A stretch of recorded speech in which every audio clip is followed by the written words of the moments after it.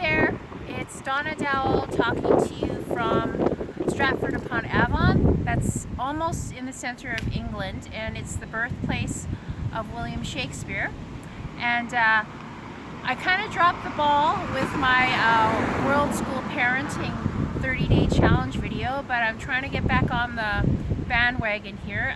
We just spent 8 very busy days running around London, and it was fantastic from a world schooling perspective, but it was also really challenging from a parenting perspective because we were faced with using our 6-day London pass, and I had to challenge the kids and my husband, and we were all challenged actually to get up early and get going and have a full day of sightseeing and then come home.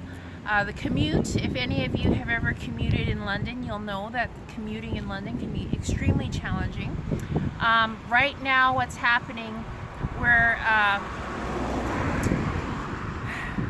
so it's 2020 and it's March 2020, and if for those of you who have been living under a rock or who are looking at this video, maybe it's years down the road, we're on the cusp of a coronavirus outbreak. So the World Health Organization has just declared it a pandemic. They declared it a pandemic a little over 24 hours ago. And so we were riding around on crowded subways for a whole week when things were brewing. And we're just hoping and praying that none of us are sick. So we, after 8 days in the London area, we are actually quite relieved to be in a smaller center like Stratford Upon Avon. It's a beautiful, quaint little English town. I wouldn't call it a village, it's bigger than a village. But it's a much slower pace, especially for our family now that we've done London and it was crazy busy. So now we're actually just settling down in Stratford Upon Avon and just doing daily trips out and about, sightseeing around the town. And we're also observing a lot of the recommendations that have been coming across from the WHO, which is good hand washing and staying in outdoor venues where there's lots of fresh air and the virus can survive, etc. and so forth. So today we're actually right in front of Anne Hathaway's cottage. So for those of you who don't know, Anne Hathaway was Shakespeare's wife, and she was also his major patron, and she was quite a bit older than him. I think it's about 8 years older than him. They met when he was 18 and she was 26, and she came from a wealthy family and he was not wealthy. So some question whether or not the marriage was a marriage of convenience. But in any case, it's a lovely cottage, and we're really enjoying it. So for today's topic for parenting in world schooling, I want to talk about fear. So there's a lot of things that have caused a lot of anxiety for our family during this trip. There's a lot of uncertainty around traveling when you're with kids. So, you know, some kids are more, I wouldn't say flexible, they're just more easygoing, and the thought of not knowing the whole plan is not a big deal to them.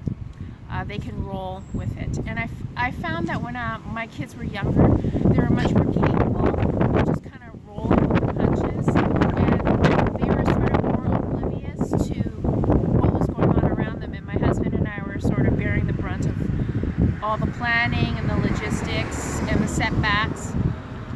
Now that they're older, my kids are 17, 15, and 13, they are well aware of what's going on. And so there have been challenges on this trip with regards to my kids wanting to know what the plan was, and yet you have to kind of balance it, because if we gave them too much information, it actually stressed them out, and it made things quite difficult for them emotionally and psychologically, because I think it was important for my husband and I to keep our kids in the loop, but at the same time, too much information was still not always a wise thing or an appropriate thing, because I think it really kind of bogs them down, and it makes them feel like they're burdened with too much responsibility, too young and too much responsibility. So the way that I have helped my kids through that is to tell them very specifically what their role is today. So by keeping it focused on today and not a week or 2 weeks down the road or a month down the road, it helps them to have more of a sense of control. So we have a little briefing. Usually it's either the night before or the morning of, and or both. And I will just tell them what I expect of them in terms of attitude and staying together.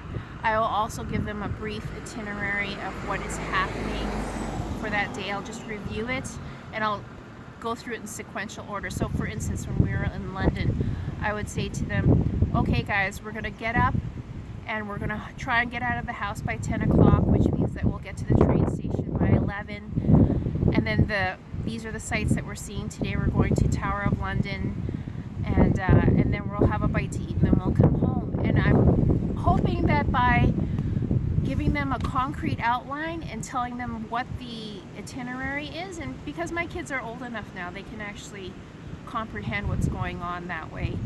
It gives them a bit more of a sense of control so that they don't feel as anxious about what the unknowns are.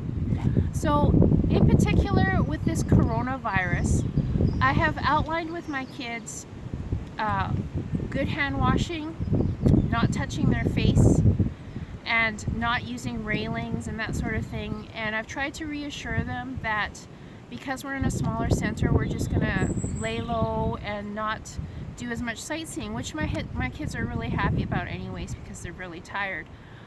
But there was, with the announcement of the WHO declaring this a pandemic yesterday, I saw in my household there was a crest of emotion yesterday in our house, and I needed to remind my kids that everyone processes stress differently. Some people go into denial, some people use dark humor, some people get angry right away, right off the bat, and some people just plain freak out. And some people are able to approach it with logic right off the bat. And so we have all of those types of people in my family. And so trying to mitigate that yesterday around the dinner table, when we had all these 5 different reactions to what was happening on the news. And one person was angry, one person was cracking dark jokes, another person was freaking out, and my husband was cracking inappropriate jokes, and I was just trying to be logical with probably too much information, which was freaking out everybody and setting everybody off.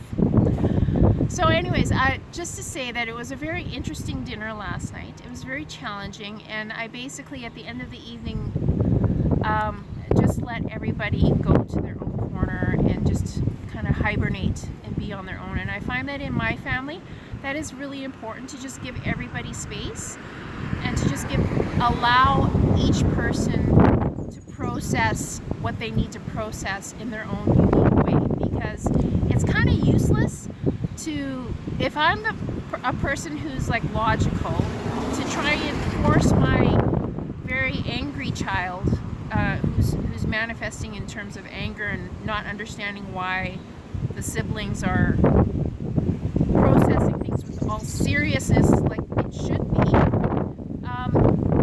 It's really hard for me to convince any of those people in the room that, you know, they need to just be logical. It's actually better to just kind of step back and just say, okay, let's let everybody breathe, let's let everybody process it the way they need to, and then when we're ready, let's come together and try again.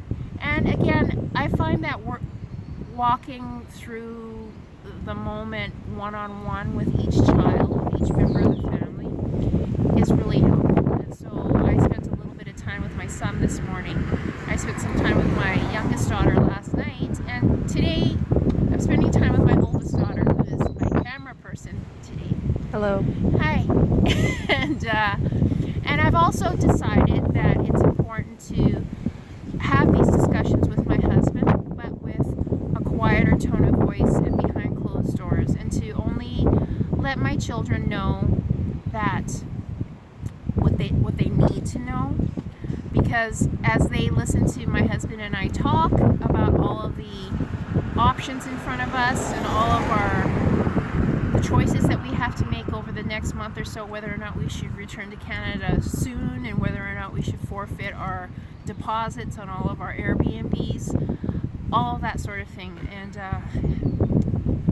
I mean, it's a lot of stress for kids to overhear. So those are discussions that my husband and I sort of have to have between the two of us when my kids are out of earshot. So yeah, that's my update. Just in case any of you are wondering how we are coping with the coronavirus. We are healthy and washing our hands diligently and just trying to stay in open spaces where there's lots of fresh air. And enjoying Stratford Upon Avon, enjoying Anne Hathaway's house. I hope that you all stay safe and healthy. Keep washing those hands and follow the recommendations of your local health authorities. And we will